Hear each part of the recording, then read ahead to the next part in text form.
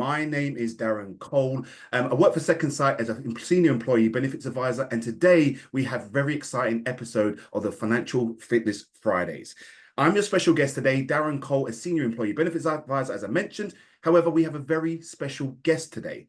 The guest we're not going to talk about just yet, but before we get to the special guest, let's talk about how today's show will look. We have 30 minutes of general conversation with our guest, and then we have 15 minutes of questions. So please, if you have any questions at all today, get it in the chat as soon as possible. And then we're in the final 15 minutes, the most relevant questions will get answered. So before I introduce my special guest, he has 30 years of experience in the financial services industry, as well as the employee benefits industry, and has a proven track record of making a positive difference to everybody that he comes across. You may know him as the regular host today, but he's our special guest today, Darren Laverty. Please do show yourself, Darren. Where are you? Good morning, Darren. Good morning. How are you doing? Hi there. Can you see me? To see you, can hear you clearly. How are you doing on this lovely Friday? Yeah, feeling quite odd actually being this side of the session today. So I'm really looking forward to it though. So thanks for it's nice for people to see the two Darrens, a little double dose of Darrens today. Yeah, and just to say, you may find it hard to tell us apart. We are practically twins. So if you get stuck, just let you know the one in the purple shirt or the one in the black shirt. So Darren, how does it feel to be in the guest hot seat today rather than in the host position? Do you know what? I thought it was going to be more relaxing. Because I've never done it. I'm actually feeling quite nervy, but Good. How it goes, and you need to help me along, make the questions easy for me. No, we will do. We'll start off soft and then we're going from there. So the first question now, because I'm very conscious of time and I know there's a lot of information I want to extract from that brain of yours. So let's get started. So a bit of background here. What has driven you at this stage in your career to solely focus on financial well-being? Well, I suppose if you look at the journey I've been on, it's 35 years this month. Can you believe it? I started giving advice one-to-one, which is brilliant. I got a lot out of it. It was a lot simpler to do in those days. Wanted to get to a wider audience. So then I went to corporate, started to do employee benefits. But now it's great because I feel I can have a much bigger impact. I can use all this experience and knowledge to help many, many more people, like, thousands of people. So that really, really does drive me. It sort of gets me out of bed in the morning, But the other thing was about 7 years ago, I had a pretty negative experience where one of my friends took his own life. And it was awful. When his affairs were unraveled, it turns out that just a few days before that, he'd run out of money. And it sort of happened under my watch. I'd seen him the very day. And I couldn't forgive myself. And I just thought, I'm going to dedicate my time now to fix this, because these financial worries that people have, most of them are not true. Most of them are made up in their own mind through lack of information or just being in a bad state. And, this is a permanent solution to a temporary problem. And I thought, never let this happen again. So if I can get out to have a positive impact on thousands of people, then I think there's going to be 1 or 2 lives saved along the way. And that's why I'm doing it. That's lovely. That only is, honestly. I'm going to take one step further, a little bit deeper. You mentioned about financial well-being. So what exactly is financial well-being? Yes, I have studied this really hard. And luckily, because of my background, it's easier for me to kind of pick up. But the industry mean well, but they get it a bit wrong. So it comes in 2 parts. There's the small part, which is where everybody focuses all of their attention. And I would say it's 20% of it is what we call the mechanics. And this is where, stuff we need to learn about finance. Maybe there's some online tools, some investment products, all that kind of stuff, that sort of technical stuff. That's kind of where the industry focuses all of its attention. But there is another element here, a much bigger element, which is kind of invisible to most people in my industry, certainly. And that's the psychology. It's the mindset. And what I've learned over the years, and I learned it right from year 1, to believe it or not, I just didn't realize at the time, when people have a big enough why, when they have a big enough purpose and drive to achieve something from their financial life, then there's no stopping them. They can find all the answers on the internet, the mechanics that they need to help them get there. They can find them if they are motivated sufficiently. So what I've learned, we've got to focus on individuals' motivation, their purpose, getting them passionate about it, getting them to visualize what it is they want and not what they fear. to get them to help use that to change habits and start to take control, because it's when you feel out of control, that's where the stresses come from. So I tend to focus more on the bit that nobody else tends to focus on, which is the 80%. So I'm in the workplace, I can get a lot of employees highly motivated to go and improve their financial situation, that's a big part of the job done. Right. Okay. So touching on that, because you're really moving into a very keen area for a lot of people I'm assessing now. But can we break this down into smaller practical steps to help improve their overall financial well-being?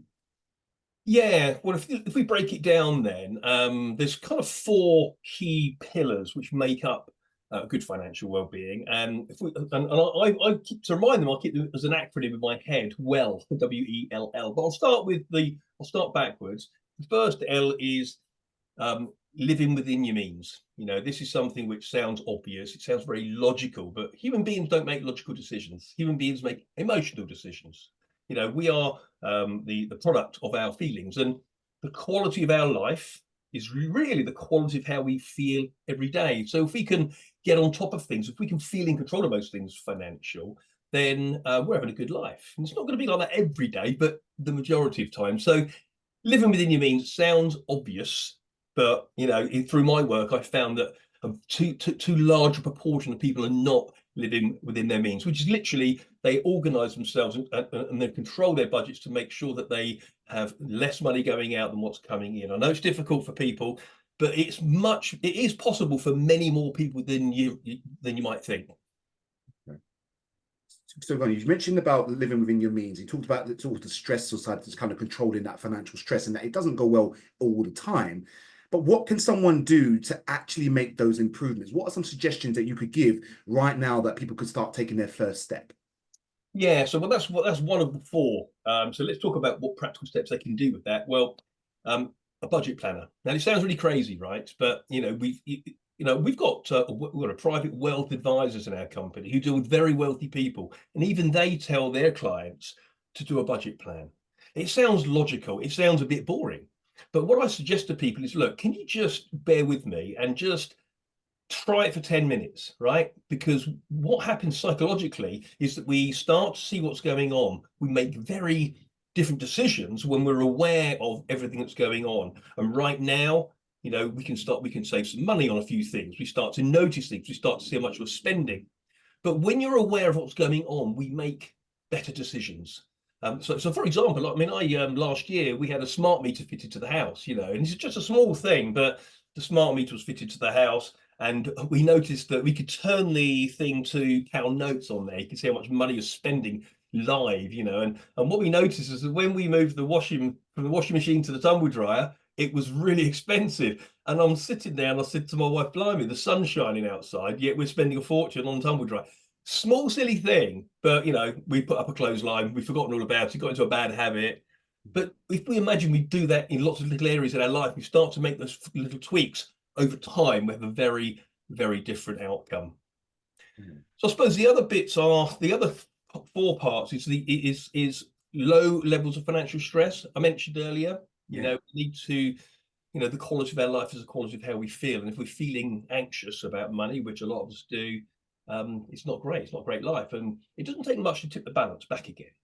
I was talking to a lady at a company just before the whole lockdown thing, and she was been stressing for 3 years about her retirement.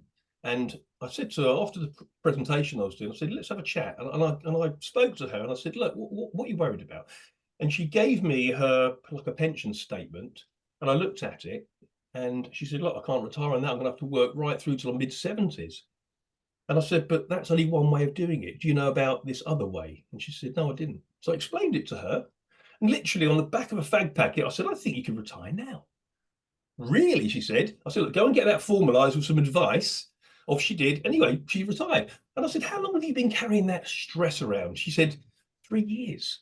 And it just worries me that sometimes just a tiny bit of information, relevant knowledge right now, can change everything for people. That lady was losing sleep because she just didn't understand one small thing. So to get those low levels of financial stress, stress is a killer. Stress will drive, mental health problems. It will drive physical health problems.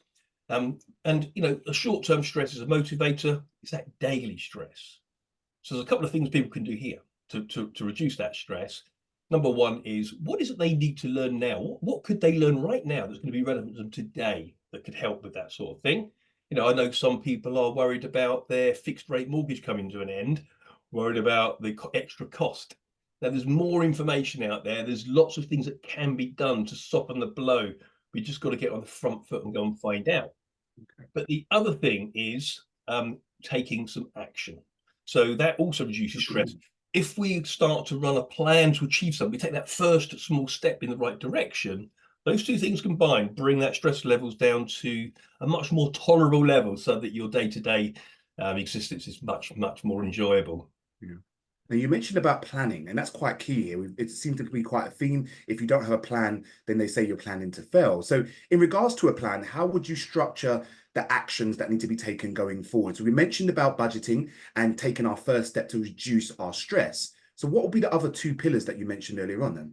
Yeah, so the third one is, I call it it's the E in well, it's economic foundation. So, and I did a lot of research on this one, and it's made up of three elements. Okay, so we need a solid economic foundation to build upon for the future. If we build a house on sand, it might fall down. Same with our financial future. And so a solid economic foundation is made up of three things. Number one, an emergency fund. I go out to companies all the time and I hardly see this being discussed. I hardly see the industry mentioning it. And you've got to ask yourself the question, why don't the financial services industry, why don't the banks, why don't the wealth, the investment companies, why do they not mention an emergency fund? Well, if you look at the business model, there's not a lot in it for them. So why bother? But the emergency fund is so crucial. It's like an insurance against failure. It's there to stop us going into debt. If we have those unexpected bills that come at us, if you've got a pet, you've got a large pet, a large bill for your dog. We all love our dog. We're not going to not find the money. We haven't got it. We'll get it from somewhere, and that's when we start on that slippery slope down the wrong road. So an emergency fund is crucial to get that in there as an insurance policy. The second element of solid economic foundations is to have no debt, no high interest debt. If we've got a mortgage, which is typically lower interest and it's asset backed, then that's not a bad thing. But the credit cards and the personal loans, dare I say it, the payday lenders, we need to avoid them at all costs. And what the financial services industry, they love debt. They make a lot of money from debt. You look at interest rates on credit cards, 15, 20, 30, 40%, and they love us to be terminally in debt. That's how they increase their own capital value, by having long-term clients paying money. They love those minimum payers. Interesting story. My son, his little startup business, went to the bank. He went online first of all to get a business account. Okay, no overdraft facility, just a business account. They told him to ring up. So he rang up. He spoke to them. They said, "You've got to come in." He went in. I went in with him. We spoke to a lady there. She couldn't make a decision there and then. Got to come back, see somebody more senior. So for the fourth time, we saw somebody more senior in the branch, and they declined his request for a business account. And I'm sort of looking at them and saying, "Well, why is this?" He said, "He's got no track record." I said, "How's he supposed to get a track record without a business account?" But interestingly, do you know what, Darren? Do you know what, in every situation, when he was online, when he was on the phone, and both times in the branch, do you know what they did offer him? What's that now? Credit card. Okay. He declined it. I was gobsmacked. They're so keen to put him into debt because they love those long-term minimum payers. If you go onto that Martin Lewis's website, money savings expert, there's a calculator on there. I did it the other day, and I put in an amount on a credit card, put in the average interest rate, minimum payment, and it gave you the term, the length of time it's going to take to pay that debt off. Have a guess how long it was. I'm assuming it's quite long. 37 years. Wow. Okay. So if you look at it, the financial services industry, they've got no interest in emergency funds, which is important for people. They've got a lot of interest in debt, which is important for people to not to have. So it's kind of, what their motivation is contradictory to what's good for our financial well-being, I'm afraid. Okay. So the third part of economic foundations, if you've got a family, you just need to know that whatever happens, your family's going to be okay financially. So if you were to die early, is a family going to survive financially? And what we need to be looking at there is what we get from work, and a lot of the time, because a lot of that is provided at work, but a lot of people don't quite realize that. So an emergency fund, no debt ideally, and then making sure that your family's taken care of, and maybe a basic estate plan, write your will, so you kind of know all that's taken care of. You can put it out your mind, you can then work forward from there. Okay. And you mentioned there's one final pillar. What would that be? So now in that position, so for just a bit of a summary here, just to keep up. So initially you say to basically just do a budget planner, tackle the situation head on, see where you are now, start to think about, reducing that stress, which comes from action, because that feeling of out of control is maybe just sort of lacking maybe knowledge or confidence in certain areas. You then mention about the strong economic foundation. So again, having an emergency fund, reducing high interest debt, and as you just mentioned, making sure you're adequately protected. So then how do we move forward and start to build that financial resilience going forward? How do we really hone into sort of our goals? Right. So that's the fourth one. That's my favorite, actually, because it's so positive. And W in the stands for wealth creation mindset, but doesn't really matter. What that means is we need to focus our attention, we need to focus our mind on what it is we want and not what it is that we fear.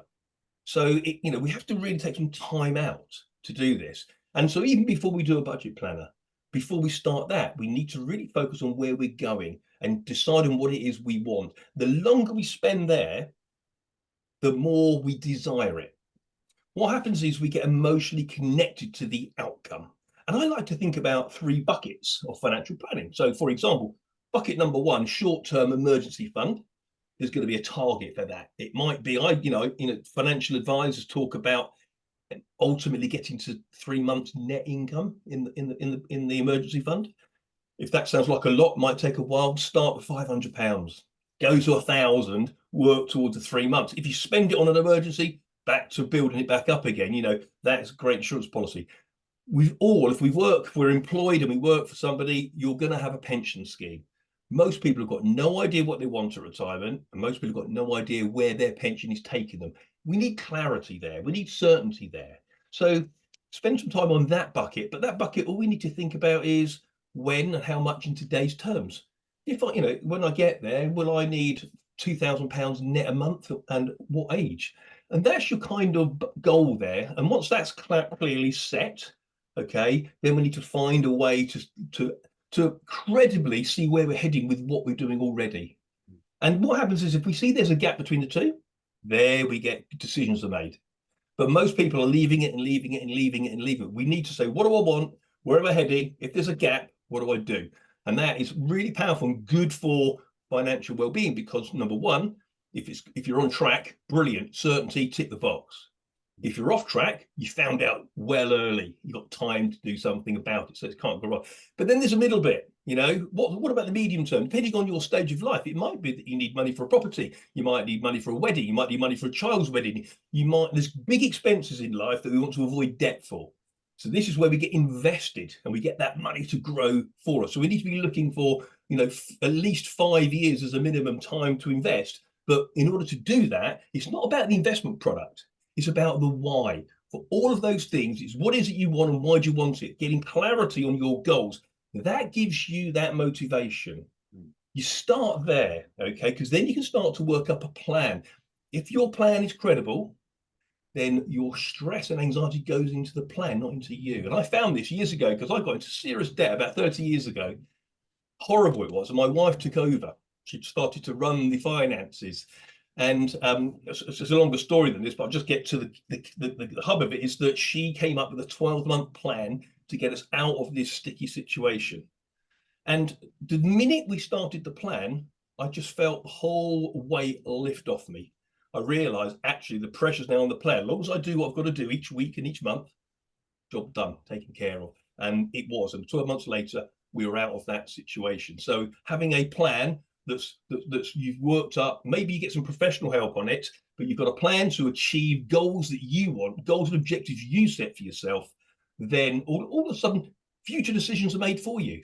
You know, for example, if you've got a plan and you're emotionally connected to their outcome and you start to work it, they might move over time. But the key thing is here, you make different decisions. We get bombarded all the time with advertising, social media, robots and algorithms watching what we do, start advertising to us through social media and on the internet, because they know what we're interested in. And what they do, they build up an urge to have something. And then some companies like Amazon make it very easy to buy that thing, because you've got click here, buy it now, one click, get it tomorrow. So one thing this does, if you've got the goals and you've got a plan and you start to work it forward, then you notice that you sleep on it. Don't buy it now, put it in your cart or in your basket, sleep on it. Wake up the next day just to see if it was you are being motivated by that urge, or actually you definitely do want to make that purchase. And if you imagine all those little tweaks over a whole long period of time, make a very, very different outcome for people. That was really good, Aaron. Honestly, thank you for that. Because not only that, on a personal level, I'm one of those people that very much buys things off an urge at times. So I felt like you were talking to me personally there. But yeah, I'll take that on. I'll take that advice on. There was a part there you mentioned about earlier on about employee benefits, and you said about making sure you find out what you've got. How can that really improve financial well-being? Yeah, it's just really important. I mean, this is such a sad thing, because companies out there are spending a fortune on employee benefits. Almost everybody gets a pension and some kind of life insurance. They call it death in service at work, you know. Interestingly, one of the misconceptions about death in service is that you have to drop dead in the office or in the factory. It's not, you don't, you know, as long as you are currently in employment, you know. But there's lots of other benefits that are financial employee benefits on top of death in service and on top of pension. But just focusing on those, if the financial employee benefits, they should support and improve financial well-being, but they don't. And there's a reason they don't. It's because when they're communicated or when they're educated, it's all about the 20%. It's all about the product. So for example, if we look at death in service and pension, right? So someone's in their induction being told, you're really lucky, you get 4 times your salary death in service. Now, I think for a lot of people sitting there thinking, they don't understand the meaning and context of that in my own life, then in their head, they're saying, so what? So rather than tell people and educate people about the product, let's educate them about what their family protection needs might be.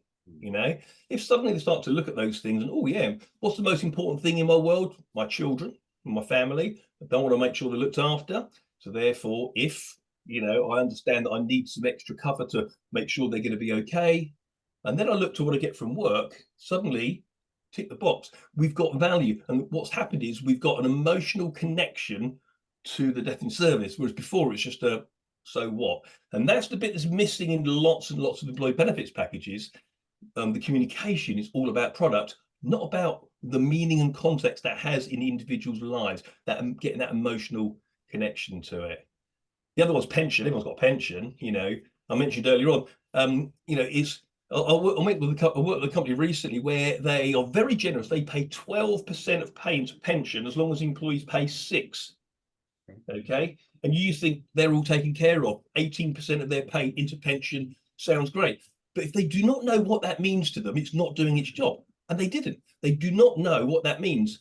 Now some of them are starting to know, because we've done some work on it. But they have to set their own target, set their own goal, make it their own, own it, and then they do look at where they're heading with there's maybe some sort of projection tools available online or whatever to see that it's going to do the job. Once they've done that exercise and they can see that is taken care of, then the financial well-being kicks in. That's where the emotional connection to the outcome is then set. But when it's just products, it's just contribution, it's just logic. And the industry has been spending years and years and years trying to persuade people logically to join their company pension scheme, because it's cheap, because you get matching contributions. But people still didn't do it. People still didn't join, or people still didn't save enough. So much so that the government had to intervene and introduce automatic enrolment. So that traditional financial education on benefits just doesn't work. employee benefits can significantly support and enhance financial well-being, but they don't, because the comms needs to change. We need to get an emotional connection to the benefits of the product, not tell them all about the product. Make sense? Makes total sense. And I'm very conscious of time. We've got lots of questions from the audiences. I want to get through those. We've got 5 minutes before we get to question time from the audience. So just as a bit of a summary here, if you could summarize financial well-being in a couple of sentences, just to make it simple for everybody, what would that be? Okay. Such a big subject. Okay. The bottom line is we need to feel in control of most things financial. Now, some of us, a lot of us have felt a bit out of control because the cost of living crisis and the last few years have tipped the balance.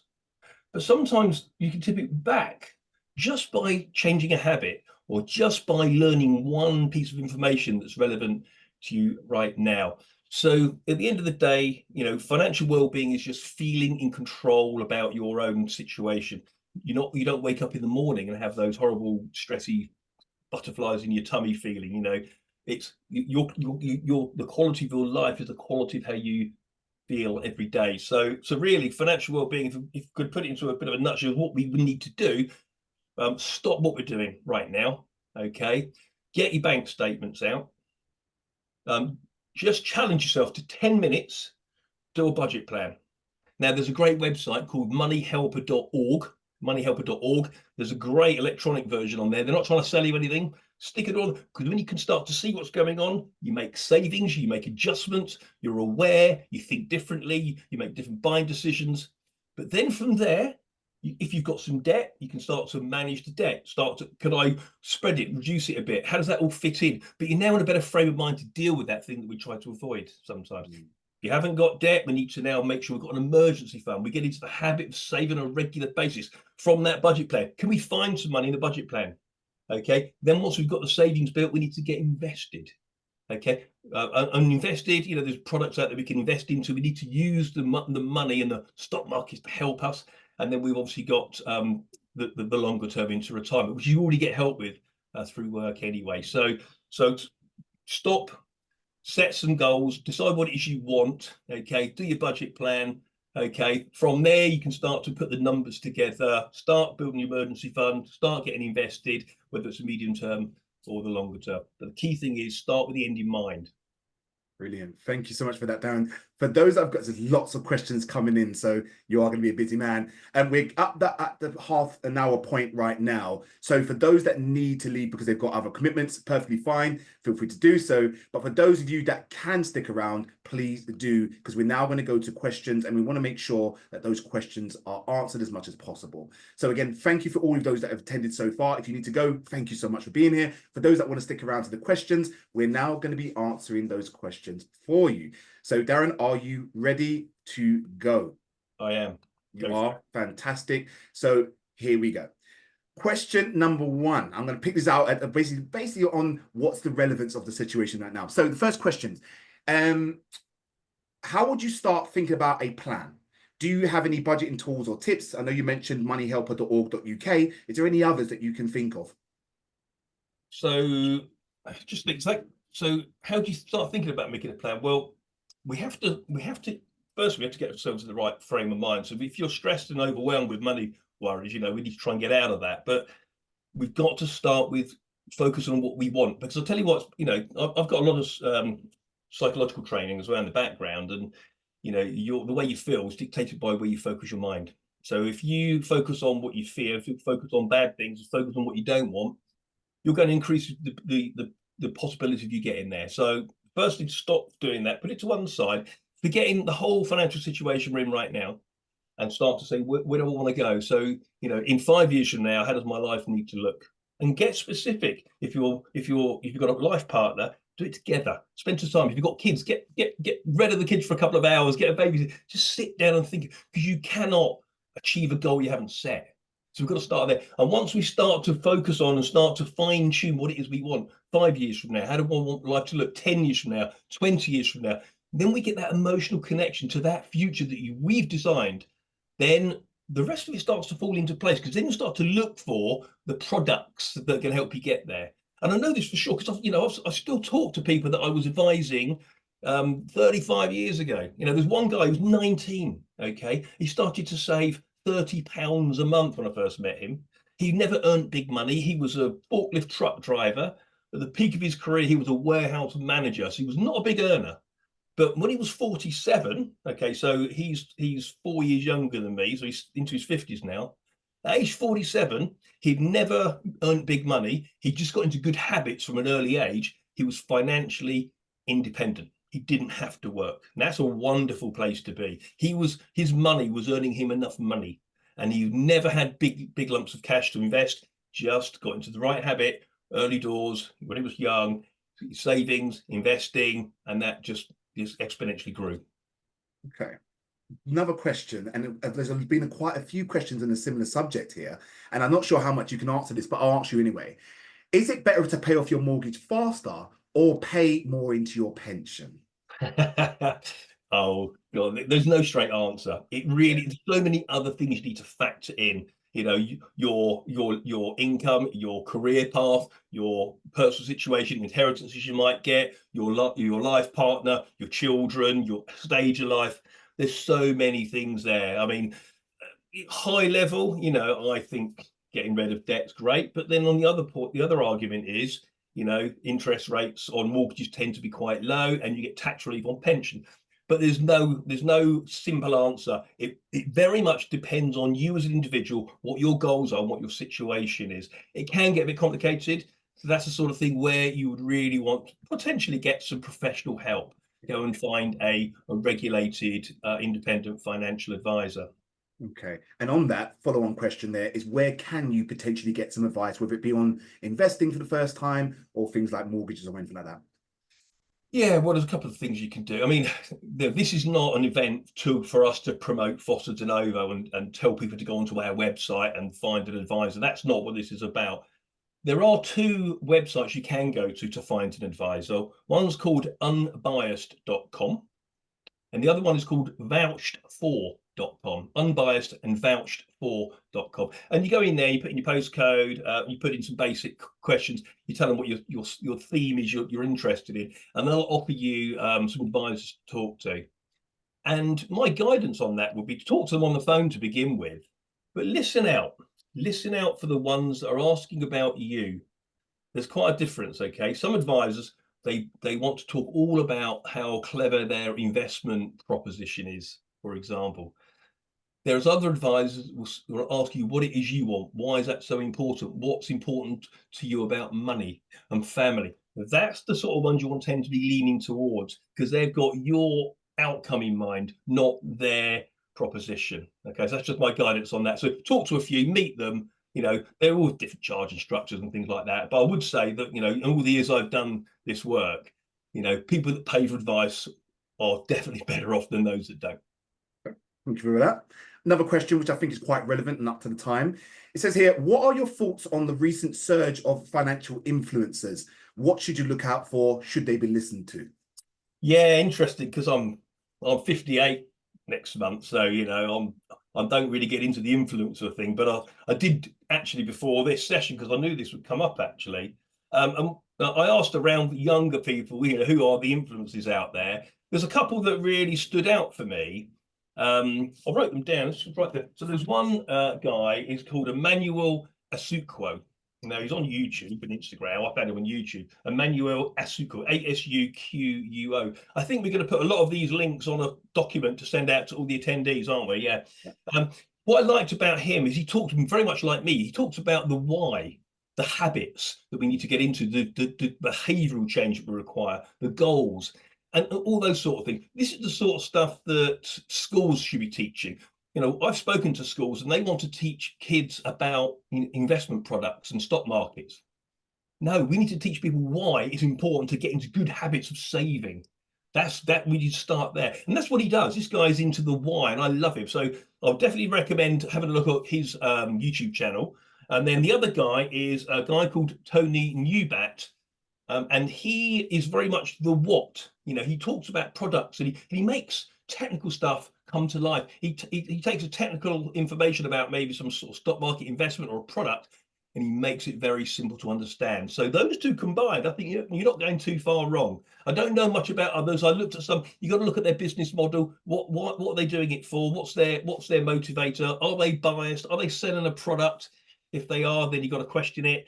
If they're really just there to get views, just check their credentials. What's their background? I've been doing this 35 years. I sometimes find myself competing with someone that was working in a shoe shop last year. So just check their background. Go on LinkedIn, have a little look. What were they doing last year, the year before, the year before? You really want someone that's got some depth and experience and knowledge to bring to that content. Okay. Conscious of time as well. I've got a couple more good questions here. This one is quite close to my heart, actually, because I've got a teenager myself. But it says here, what could I be talking to my teenagers about in regards to their finances that can get them started on the right foot? You don't look old enough, Darren, to have a teenager. I know you would never guess it, but yeah, I've got a teenager. I've done it with mine, actually. Mine is 21 and 23 now, and they're saving regularly. Now, I didn't do this when I started out, but I've just talked to them about life, right? So what I did is I talked to them about, when are you going to need money? Oh, and why are you going to need it? What's going to happen? And is it going to be time? And getting to visualize the future, we need to play the movie of our life in our head a little bit further into the future. Especially when we're young, we're inexperienced, we tend to be motivated by short-term gratification, and we don't play the movie of our life far enough into the future. That's why young people tend to make mistakes. But if we play the movie instead of 3 months into the future, we play it 3 years, 20 years, 30 years, and visualize life. And when are we going to need money? And when I talk to my children, we're talking about when they get married and have children, there might be some strain on the family income, maybe one less income, there may be childcare fees, buying a house, all those sort of things. So when they start to realize they're going to need money, then I change the language and I talk to them about, we need to pay yourself first, i.e. whenever you get paid, put some money aside, that's for you. The rest is going to be on your day-to-day living and then some fun stuff. But I got this from a book that I read 35 years ago, and it's a book that most financial planners have read. It was written in 1926, and it's called The Richest Man in Babylon. I highly recommend. It takes about an hour to read it. It's written in a sort of parable format, but it's The Richest Man in Babylon. It's got some fantastic simple, and these things have not changed. The whole human psychology in the last 100 years has not changed. The world has changed, technology's changed, but these basic principles still ring true. So I highly recommend get your kids to read The Richest Man in Babylon. The other thing, if you want a practical, technical stuff, a lifetime ISA, you get 25% bonus from the government. Okay. What's not to like about that? But get it invested, not in cash. If it's going to be more than 5 years out, we need to get the stock market to do the work. Cash goes down in value because of inflation. But also, it really helps people get on that property ladder. That money could be used to put down on their first home. So 25% growth instantly overnight, worth having. Okay. Now, I'll follow on from that. Someone mentions here, can you set up pensions for your kids? And is it a good idea?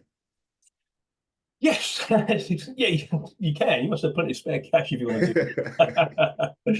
Yeah, you can. And then you can let that ride for many, many years. I've seen people do numbers on this where they set up a pension for their kids, put a little lump sum in it, and then that makes money on the long term. So, but I'm not saying, I don't think it's something that happens very often. It's interesting someone come out with that question, but they can't get their hands on the money for a long time. When they're young, they're going to be looking at, probably by the time we get there, they're going to be 60 plus before they can touch it. So there's other products that they can get sooner access to when they might need the money, like ISAs and other investments. Yeah. Probably one of the final questions, but what would you do if you're in a position where you feel a bit overwhelmed with too much debt? Yeah, I know, hideous. There's a lot of that about at the moment. First of all, we've got to stop, but we've got to take some action. We've got to stop thinking about it for a minute, okay? And then we've got to visualize where we want to be, and sometimes we're so overwhelmed, it's hard to make those decisions. It really is difficult. And we get ourselves in a bad state. But, first thing is we've got to think about, put this debts to one side for a minute. What do I want my life to look like? We've got to decide and got to focus on how we want to be living and what we want our life to look like. if we can get the goals and objectives a bit clearer, it might be, if there's debt, it might be 5 years from now, or 3 years from now, or 1 year from now. I certainly did this 30 years ago. We visualized what we wanted to live like 1 year from now, and we put a plan together. Because if we can do that, if we can force ourselves to do that, okay, then we have a plan. We put the plan together to clear that debt down. Now, there's people are looking at different credit cards. You've got 0% balance transfers. We need to be on top of those. As soon as that period's over, it's high interest. But they can use some of those things to try to get through this. But having the plan is what's important, because the pressure and the anxiety goes into the plan. Now, there are different charities and organizations out there that could help you with that, to help you with the thinking around that. And there are some benevolent financial advisors that might help out as well, but the bottom line is, we've got to focus on what we want and not what we fear. If we focus on what we don't want, we feel bad, have a bad life. Focus on what we want, okay, then the feelings are driven by where we focus our attention. So focus on the other end of it when we come out the other end, and then start to actually do something about it. So, take advantage of the tricks that the financial services industry uses to try and trap us into debt by these 0% balance transfers. Just make sure you are transferring again when you have to. You don't get caught up in their high interest after that date. So put the pressure on the plan. Thank you, Darren. Last one I think we can squeeze in is, after you've got an emergency fund, should I be putting my money into savings, or should I be putting them into investments? Again, it depends on you and your objectives and your goals and your life stage. But generally, okay, if you've got an emergency fund, you might still want to be adding to that.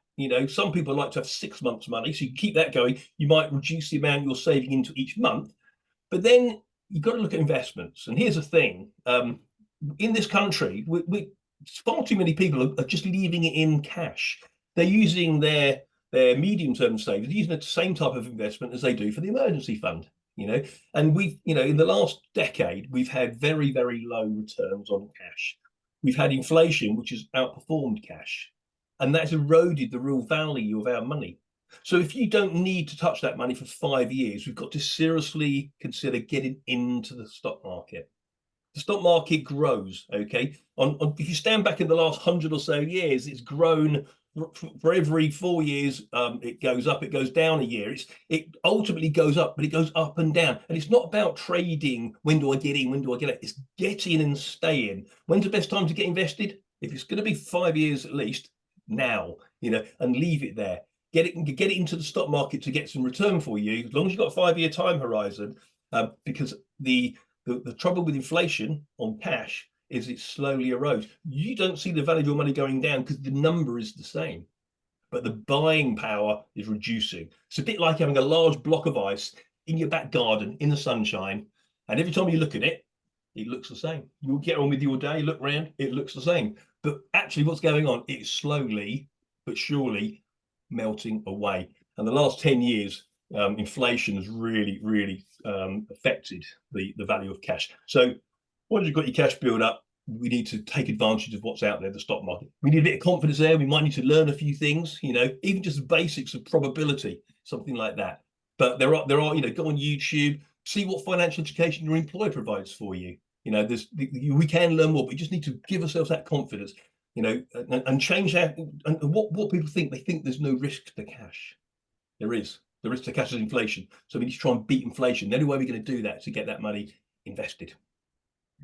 Thank you so much for your time today, Darren. Honestly, I'm sure that the audience has enjoyed it as much as I have. We've extracted lots of key information from you. I'd like to apologize for the audience. I've not been able to get through all the questions. There's just so many questions. Clearly a very popular episode today. Anything you would like to sign off with, Darren, before we say thank you to everyone and we close today's session?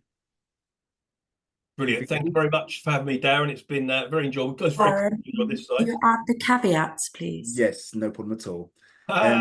Well done, Jess. So guys, all I'll say to you is this: thank you for your time. Thank you for your patience. Thank you for your questions. And I hope to see you on a future episode on Financial Fitness Fridays. Thank you, Darren, for being a fantastic guest. Thank you for having me as a host today. And we'll see you again in the future, guys. All the best. Take care. Bye. Bye.